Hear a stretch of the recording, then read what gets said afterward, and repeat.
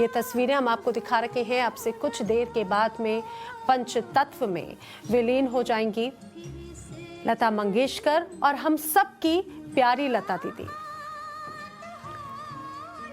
उनका व्यवहार बच्चों के साथ में वही बचपने वाला, वही चंचलता और उनके अंकित इस तरह के कई ऐसे किस्से भी उनके जो को एक्टर्स, जो उनके को सिंगर्स रहे हैं, उन्होंने कई बार ऐसे किस्से शेयर भी किए कि वो जब सेट पर होती थी तो कई बार वो बहुत मस्ती करती थी। कहा जाए कि उनकी चंचलता, उनका बचपना साफ तौर से नजर आता था और उनका वो अंदाज आखिर हम कैसे भूल सकते हैं जो उनकी तस्वीरों में हमने हमेशा दो चोटी वाली जो लता दीदी देखी और आखिरी समय तक उनका वही अंदाज, वही शालीनता, वही वो ग्रेस उनकी आवाज के साथ, उनके व्यवहार और उनके आचार विचारों में भी नजर आया। बिल्कुल ऐसा लगता है कि भारत की जो आवाज़ है वो आज कहीं खो गई है, लेकिन जिस तरीके से उन्होंने जो गीत गाए हैं उससे वो पूरे देश में, पूरी दुनिया में लता मंगेशकर अपनी छाप ज़रूर छोड़ गई हैं, अमर ज़रूर रहेंगी उसमें। जैसे कि उनका गाना बार बार अब शायद दोहराया भी जाएगा। ये आप कुछ तस्वीरें हमारी स्क्रीन पर इस वक्त देख रही हैं देश के विभिन्न प्रधानमंत्रियों के साथ लता मंगेशकर जी की।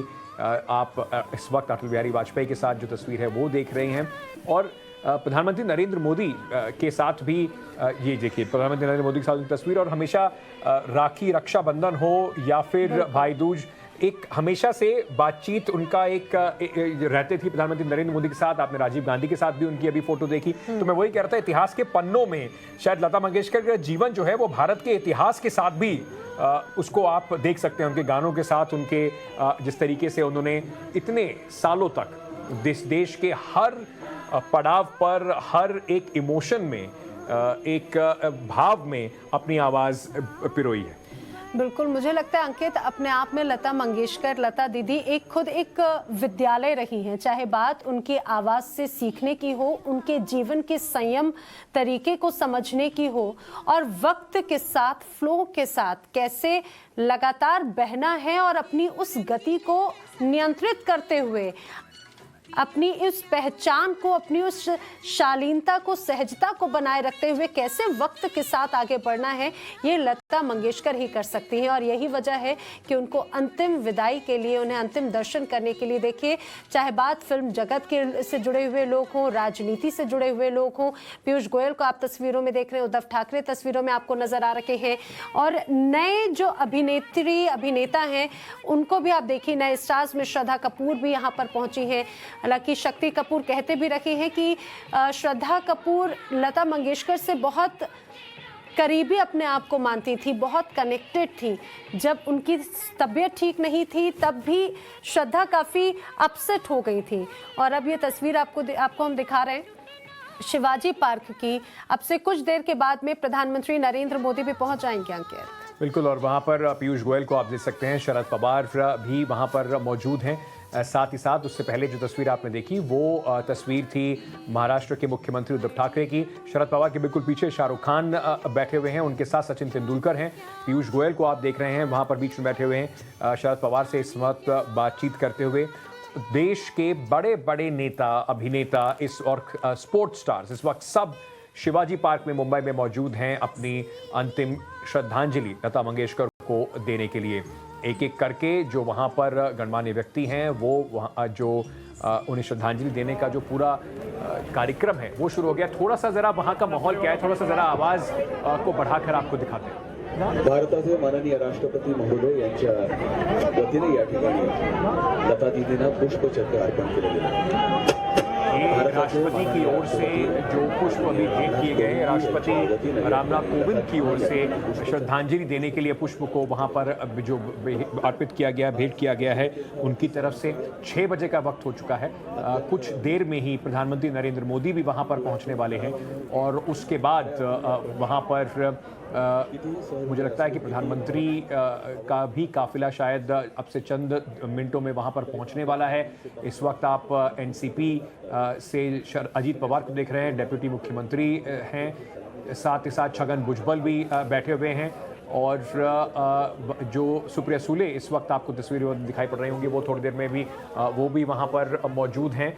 और कुल मिलाकर अगर आप देखें, सचिन तेंदुलकर आपको दिखाई पड़ रहे होंगे, शाहरुख खान इस वक्त हैं पीयूष गोयल से बातचीत करते हुए। कुल मिलाकर पूरा जो शायद फिल्म जगत है या राजनीति के लोग हों, वो सब अपनी श्रद्धांजलि देने के लिए, लता मंगेशकर जी को अपनी श्रद्धांजलि देने के लिए आम जनमानस के साथ शिवाजी पार्क में इस वक्त मौजूद हैं। प्रधानमंत्री नरेंद्र मोदी का इंतजार किया जा रहा है। प्रधानमंत्री नरेंद्र मोदी अब से कुछ ही देर में वहां पे पहुंच जाएंगे। ये श्रद्धा कपूर भी आपको दिखाई पड़ रही हैं।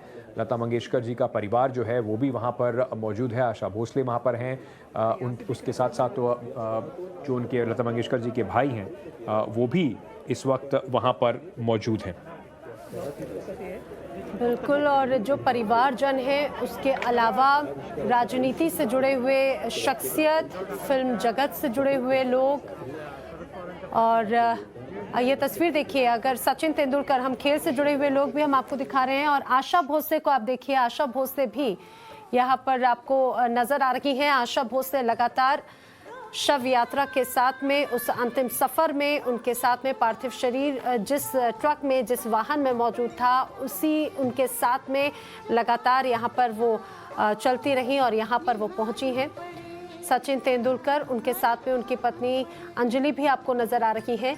और लगातार जो तस्वीरें हम आपको दिखा रहे हैं, आपने शाहरुख खान को देखा, और भी कई हस्तियां हैं जो लगातार यहाँ पर पहुंच रही हैं, क्योंकि हर दौर के साथ में जावेद अख्तर को आप देख रहे हैं, जावेद अख्तर भी पहुंचे हैं श्रद्धांजलि अर्पित करने के लिए। कितने जो लफ्ज होंगे जावेद अख्तर के, जो गाने उन्होंने लिखे होंगे, उसको शायद उन ऊंचाइयों तक उन्हें अमर करने में लता मंगेशकर जी की आवाज़ का कितना बड़ा पूरा एक योगदान होगा। तो जावेद अख्तर के लिए भी उनके शब्द, जो कोई भी लिरिसिस्ट लिखता है उसको उम्मीद होती है कि वो गाने अमर रहें, वो गाने लोगों के बीच में जाएं।